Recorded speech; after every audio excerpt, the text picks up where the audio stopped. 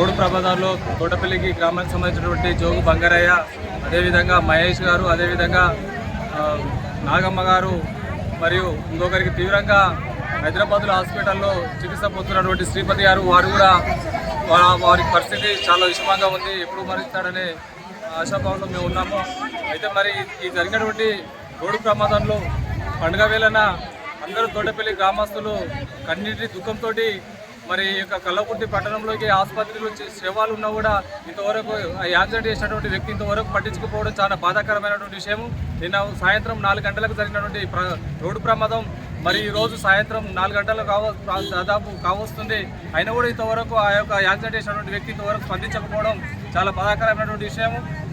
ఏదైతే ఈ యాక్సిడెంట్ సంబంధించినటువంటి వ్యక్తి ఉన్నాడో వారి ఇక్కడికి ఉన్నటువంటి వారికి సంబంధించిన వ్యక్తులతోటి మాకు యొక్క చనిపోయినటువంటి వ్యక్తులకు వారికి ఆర్థిక సహాయం కానీ వారి కుటుంబానికి భరోసా ఇవ్వాలని చెప్పేసి మేము వారి డిమాండ్ చేస్తున్నాం. అదేవిధంగా ప్రభుత్వం కూడా ఈ యొక్క చనిపోయినటువంటి బాధితులకు ప్రభుత్వం ద్వారా వారి కుటుంబాలకు ఎక్స్గ్రేషియా చెల్లించాలని ప్రభుత్వాన్ని మేము డిమాండ్ చేయడం జరుగుతుంది.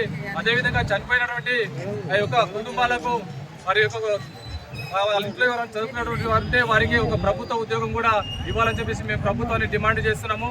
దయచేసి బడాబాబులు మీరు దళిత కుటుంబాలను చూసి వారి యొక్క 4 కుటుంబాలు దాదాపు 3 కుటుంబాలు ఈరోజు రోడ్డున పడితే కూడా ఈ యొక్క ఇంతమంది జనాలు పండుగ వేళన వాళ్ళ పనులు వదులుకొని ఇక్కడికి వచ్చి తిండి తిప్పలు లేకుండా ఈ యొక్క ధర్నా చేస్తుంటే ఇంతవరకు కూడా ఏ ఒక్క అధికారి కానీ స్పందించకపోవడము మాకు చాలా బాధాకరమైనటువంటి విషయం. కాబట్టి తక్షణమే ప్రభుత్వ అధికారులు కానీ ఈ యొక్క యాక్సిడెంట్స్ చేసినటువంటి వ్యక్తులు కానీ ఈ యొక్క స్పందించి వారి యొక్క కుటుంబాలను ఆదుకుంటారని చెప్పేసి మేము ఆశాభావం వ్యక్తం చేస్తున్నాం.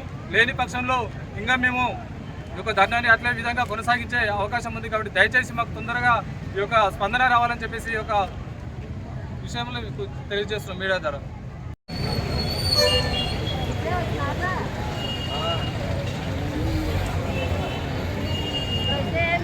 మాట్లాడతారు